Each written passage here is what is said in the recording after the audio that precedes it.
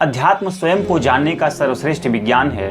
अब मुझे ये बताइए, आप खुद को बखूबी जान पाएं, आप जान पाएं कि आपका जीवन क्या है, जीवन का उद्देश्य क्या है और उस उद्देश्य को आप हासिल कैसे करेंगे, इसकी जानकारी की आपको आवश्यकता कब है? क्या इसकी जानकारी की आवश्यकता आपको तब है जब आप अधेड़ हो चुके हैं, जब आपकी ज़िंदगी की सारी जीवन ऊर्जा, सारा समय, सारा संसाधन समाप्त हो चुका है, खत्म हो चुका है, तब है? या फिर आपको आत्मज्ञान की ज़रूरत तब है जब आप अभी नौजवान हैं, आप अपनी ज़िंदगी की शुरुआती चरण में हैं, शुरुआती अवस्था में हैं और आपके सामने संभावनाओं का एक बहुत बड़ा संसार है और उस संसार में आप सब कुछ हासिल कर सकते हैं, हर वो काम कर सकते हैं जो आप करना चाहते हैं।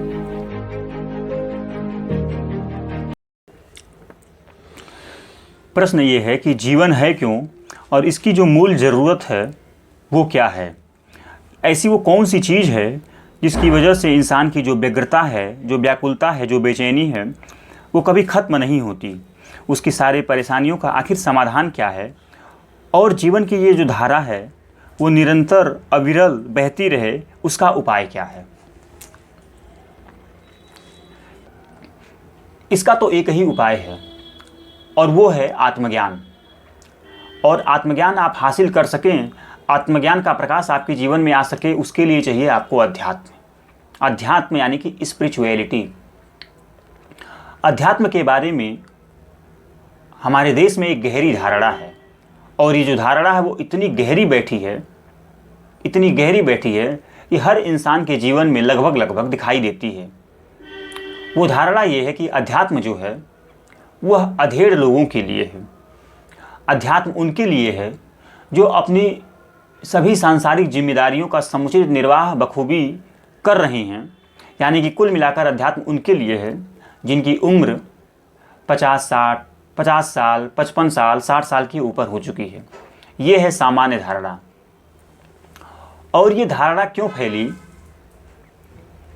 इसके बारे में कोई साफ साफ कुछ नहीं कह पाएगा, लेकिन इतनी सी बात ज़रूर कहना चाहूँगा कि जब हमें स्वयं का ना कुछ पता होता है और न ही अपने इस बाहर फैले चारों तरफ संसार का पता होता, तब हमें जब भी कोई कुछ कह देता है, जब भी कुछ कोई बता देता है, हम उसी को सच मान लेते हैं। यानी कि किसी के व्यक्तिगत मत, किसी की व्यक्तिगत राय कब जनमत और जन राय बन जाती है, यह हमें पता ही नहीं चलता। इसीलिए यह धारणा बन गई है कि अध्यात्म जो है वह अधेड़ लोगों के लिए है और अध्यात्म उनके लिए है जो अपनी सांसारिक जो जितनी जिम्मेदारियां हैं उनका समुचित निर्वाह कर चुके हैं। इसमें कितनी सच्चाई है, आइए थोड़ा हम समझने की कोशिश करते हैं। हम इस विषय पर और गहरे उतरें, इससे पहले आइए हम जान लेते हैं कि अध्यात्म होता क्या है। तो जैसे कि इस ब्रह्मांड के बारे में हमें जो जानकारी मिलती है वो विज्ञान से मिलती है।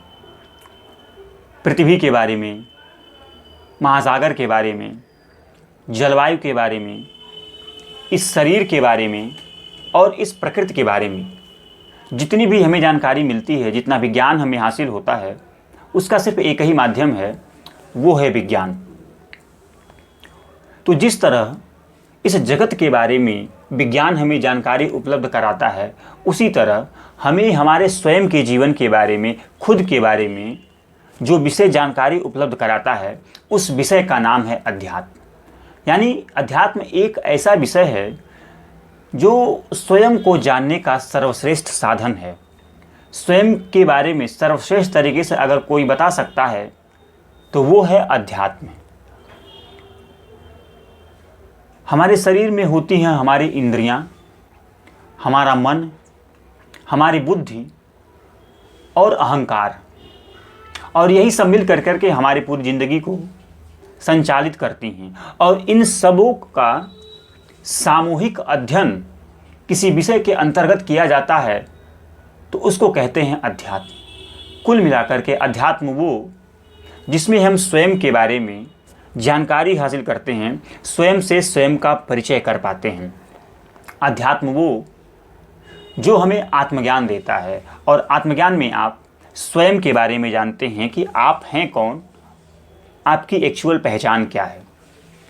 तो अध्यात्म की ये व्यापक और गहरी परिभाषा हुई। अब सवाल ये है कि क्या सचमुच अध्यात्म उनके लिए ज़रूरी है जो अधेड़ हैं, जिनकी उम्र 55 साल 60 साल के आसपास हो चुकी है, या इसकी सच्चाई कुछ और है? तो जैसे मैंने कहा कि अध्यात्म स्वयं को जानने का सर्वश्रेष्ठ विज्ञान है। अब मुझे ये बताइए, आप खुद को बखूबी जान पाएं, आप जान पाएं कि आपका जीवन क्या है, जीवन का उद्देश्य क्या है, और उस उद्देश्य को आप हासिल कैसे करेंगे, इसकी जानकारी की आपको आवश्यकता कब है? क्या इसकी जानकारी की आवश्यकता आपको तब है जब आप अधेड़ हो चुके हैं, जब आपकी ज़िंदगी की सारी जीवन ऊर्जा, सारी सक्रियता ऊर्जा, सारा समय, सारा संसाधन समाप्त हो चुका है, ख़त्म हो चुका है, तब है? या फिर आपको आत्मज्ञान की ज़रूरत तब है जब आप अभी नौजवान हैं, आप अपनी ज़िंदगी की शुरुआती चरण में हैं, शुरुआती अवस्था में हैं, और आपके सामने संभावनाओं का एक बहुत बड़ा संसार है, और उस संसार में आप सब कुछ हासिल कर सकते हैं, हर वो काम कर सकते हैं जो आप करना चाहते हैं। इसको आप गहराई से चिंतन मनन इस पर करेंगे, इसका विश्लेषण करेंगे, इसका चीरफाड़ करेंगे, तो आप इसी निष्कर्ष पर पहुँचेंगे, नहीं, अध्यात्म तो हमें हर संभव जितनी जल्दी हो सके उतनी जल्दी ज़रूरी है। अध्यात्म तो हमें सबसे पहले पढ़ाया जाना चाहिए। हमारे शुरुआत के स्कूली दिनों में ही, कॉलेज के दिनों में ही हमें अध्यात्म की जानकारी हो जानी चाहिए, क्योंकि बिना स्वयं को जाने आप ज़िंदगी में एक भी काम ऐसा नहीं कर पाएंगे जो समुचित होगा, सत्य के साथ होगा। तो स्वयं को जानने का विज्ञान है अध्यात्म, और स्वयं को आप जितनी जल्दी जान जाएंगे, आप अपनी ज़िंदगी का उतना ही सही तरीके से उपयोग कर पाएंगे, ज़िंदगी को सही दिशा में बढ़ा पाएंगे। इसीलिए मैंने कहा कि अध्यात्म आपको अधेड़ की अवस्था में नहीं, बल्कि युवा अवस्था में ही आपको जान लेना चाहिए, समझ लेना चाहिए कि अध्यात्म है क्या। और अध्यात्म जो है वो स्वयं के बारे में बताता है, यानी आपका स्वयं से स्वयं का परिचय कराता है। तो ये जो भ्रामक जानकारी है, अब ये क्यों फैली, कहाँ से फैली, किस लिए फैली, इसके बारे में बात करना कोई बहुत समझदारी की बात नहीं है। सिर्फ इतना सी बात है कि आप अध्यात्म की तरफ, आत्मज्ञान की तरफ जितनी जल्दी संभव हो उतनी जल्दी आप उस दिशा में बढ़िए, क्योंकि स्वयं को जाने बिना आप ज़िंदगी को जान नहीं पाएंगे। तो अब यहाँ पे सवाल ये है कि अध्यात्म हमारे लिए ज़रूरी क्यों है, और हम अध्यात्म की तरफ मुड़े क्यों, इसकी वजह क्या है? तो इस बात को समझने से पहले अध्यात्म हमारे बारे में क्या कहता है और हम अपने बारे में क्या सोचते हैं, इस बात को समझ लेना होगा। अध्यात्म कहता है कि हम हैं वास्तव में पूर्ण, लेकिन खुद को मान बैठे हैं अपूर्ण। अध्यात्म कहता है कि हम हैं वास्तव में पूरे, लेकिन खुद को मान बैठे हैं अधूरे। अध्यात्म कहता है कि हम हैं वास्तव में आत्मा, लेकिन खुद को मान बैठे हैं अहम, अहंकार, अहम वृत्ति। यानी कि कुल मिलाकर बात यह है कि आज हमारी जो स्थिति है, आज हमारी जो असलियत है, जीवन की जो सच्चाई है, वो ये है कि हमें हमारी ज़िंदगी में किसी ऐसी चीज़ की तलाश है, किसी ऐसे अंतिम चीज़ की तलाश है जो हमें पूर्ण कर दे, हमें एब्सोल्यूट कर दे। यानी कि हमारी ज़िंदगी में जितनी भी बेचैनी है, जितनी भी व्यग्रता है, जितनी भी व्याकुलता है, जितनी भी दुख और तकलीफ़ हैं, उन सब को समाप्त कर दे, ऐसी हमारी चाह है।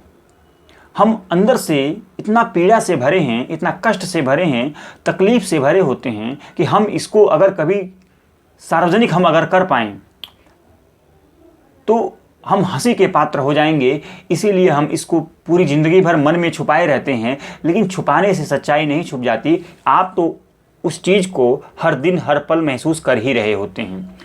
तो आपका अनुभव ये कहता है कि आप किसी एक ऐसी चीज़ की तलाश में हैं जो आपके सारे दुखों को, सारे कष्टों को, सारे पीड़ा और तकलीफ़ों को हर ले, दूर कर दे।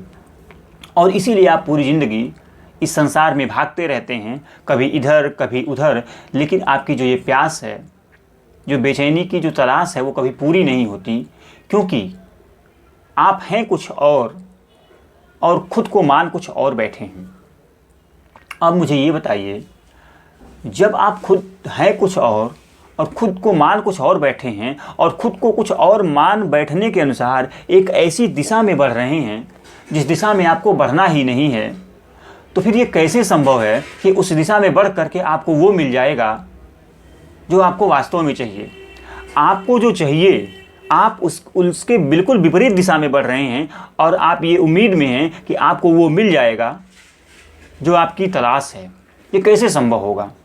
ये बिल्कुल संभव नहीं है तब तक जब तक आप उस दिशा में न बढ़ें जिस दिशा में आपको वास्तव में बढ़ना है, जब तक आप उस दिशा में न बढ़े जिस दिशा में बढ़कर आपकी वास्तविक जो चाह है, जो तलाश है, जो तृष्णा है, वो समाप्त न हो जाए और आप उस दिशा में बढ़ पाएँ। इसीलिए चाहिए आपको आत्मज्ञान, और आत्मज्ञान के लिए चाहिए आपको अध्यात्म। लेकिन हमारी असलियत यही होती है कि हम पूरी ज़िंदगी गुजार देते हैं, अपनी पूरी ज़िंदगी का जो सर्वश्रेष्ठ समय होता है, जो सबसे महत्वपूर्ण जो हमारे शरीर की और ज़िंदगी की जो ऊर्जा होती है और जो संसाधन होते हैं, उसको एक ऐसी दौड़ में दौड़कर खर्च कर देते हैं, एक ऐसी दिशा में बढ़कर व्यर्थ कर देते हैं जिस दिशा में हमें वाकई में बढ़ना ही नहीं होता है। और ऐसा हम सिर्फ इसलिए करते हैं क्योंकि हमें खुद के बारे में कुछ नहीं पता होता है कि हम हैं कौन और हमारी वास्तविक चाह क्या है, इच्छा क्या है, हमारे जीवन का उद्देश्य क्या है। क्योंकि अब बात यह है कि हम अपनी ज़िंदगी का जो उद्देश्य है, हमारी ज़िंदगी की जो सार्थकता है, उसको हम सिद्ध कैसे करेंगे? अपनी ज़िंदगी के उद्देश्य के मुताबिक हम उस दिशा में कैसे बढ़ेंगे जिस दिशा में बढ़ने से हमारी जो वास्तविक प्यास है वो बुझ जाए, वो समाप्त हो जाए।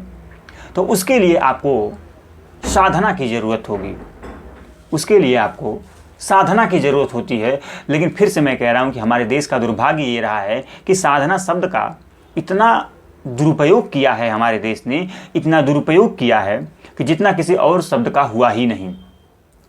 आमतौर पर लोगों की ये धारणा होती है कि साधना में हमें पहाड़ों में चले जाना होता है, हमें गुफाओं में चले जाना होता है और वहाँ पर हम अंतर्ध्यान लगा करके समाधि ले लेनी होती है, तब जा कर के हमारी साधना पूरी होती है। ये बिल्कुल बेबुनियाद, भ्रामक और तथ्यहीन धारणा लोगों के मन मस्तिष्क में बैठ गई है, इस दुनिया में, इस समाज में फैल गई है। और ये फैल इसलिए गई है क्योंकि हमें स्वयं का कुछ पता नहीं होता, और जब हमें स्वयं का कुछ नहीं पता होता तब हमें कोई भी कुछ भी बता देता है। हम उसके व्यक्तिगत मन को कब लोक मत मान बैठते हैं, इसके बारे में हम कभी सोच भी नहीं पाते। साधना क्या है? साधना होती क्या है? इसका अर्थ क्या होता है? साधना का सिर्फ एक ही मतलब होता है कि क्या सच है और क्या झूठ है, इसको न सिर्फ जानना है बल्कि इसको जीना है। जब आप सच्चाई के अनुसार जीवन को जीने लगते हैं, सत्यता के अनुसार, नित्यता के अनुसार, इस बात को जान करके कि क्या सच है क्या झूठ है, और उस अनुसार पूरी ज़िंदगी आप जीने लगते हैं, तब कही जाती है कि आप सच्ची साधना हैं, आप सच्ची साधना की तरफ बढ़ रहे हैं, आप एक सच्चे साधक हैं। साधना को लेकर गलत और भ्रामक जो सूचना है उससे आपको सचेत होकर के सच में साधना की जो परिभाषा है, और साधना की परिभाषा यही है कि क्या सच है और क्या झूठ है, इन दोनों के बीच का जो अंतर है उसको साफ साफ समझ लेना है। और सच्चाई से आपको इतना प्रेम होना चाहिए कि आप पूरी ज़िंदगी सत्य को समर्पित कर सके, सत्य के लिए कुर्बान कर सके। यही आपकी हुई सच्ची साधना। जब आप स्वयं को जान जाते हैं कि स्वयं आप हैं कौन और आपके होने का क्या उद्देश्य है, और उस उद्देश्य की राह पर आप आगे बढ़ेंगे कैसे, जब इन तीनों बातों का, तीनों सवालों का साफ साफ उत्तर जान लेते हैं और उस जानकारी के अनुसार जब आप उस दिशा में बढ़ रहे होते हैं जो आपको सच्चाई की राह पर, ऊंचाई की राह पर बढ़ाए, तब जाकर के आपकी साधना पूरी होती है। और मैं फिर कह रहा हूँ कि इस साधना के लिए चाहिए आपको आत्मज्ञान। आत्मज्ञान ही वो ब्रह्म विद्या है, आत्मज्ञान ही वो विशेष ज्ञान की शाखा है जिसमें आप स्वयं के बारे में जानते हैं और स्वयं की क्या सच्चाई है, क्या हकीकत है, उसके बारे में जानते हैं। इसीलिए अध्यात्म जो है वो सिर्फ अधेड़ के लिए नहीं है, अधेड़ के लिए तो है ही, लेकिन सबसे ज़्यादा महत्वपूर्ण, सबसे ज़्यादा मूल्यवान तो वो उसके लिए है जो अभी अपनी ज़िंदगी की सबसे शुरुआती अवस्था में है, जिनके सामने संभावनाओं का पूरा संसार है, पूरी दुनिया है, और उस दुनिया में वो अपने लिए, समाज के लिए और संसार के लिए कुछ ऐसा कर सकते हैं, कुछ ऐसा हासिल कर सकते हैं, कुछ ऐसा निर्मित कर सकते हैं, जिससे न सिर्फ उनकी ज़िंदगी की समस्याएं, उनकी ज़िंदगी की कष्ट, पीड़ा और तकलीफ़ ही दूर हों, बल्कि समाज में भी वो इस तरह का काम करें, इस तरह का निष्काम भाव से काम करें जिससे समाज के भी काम आए। यही अध्यात्म है, यही आत्मज्ञान है। और इसी आत्मज्ञान की ज़रूरत आपको जितनी जल्दी मिल सके, जितनी जल्दी आप इसको हासिल कर सके, उतनी जल्दी हासिल करने की दिशा में आपको आगे बढ़ना चाहिए। और बिल्कुल गलत जो भ्रामक जो धारणा समाज में फैली है उसके बारे में प्रश्न खड़ा करने की हमारी टेंडेंसी होनी चाहिए।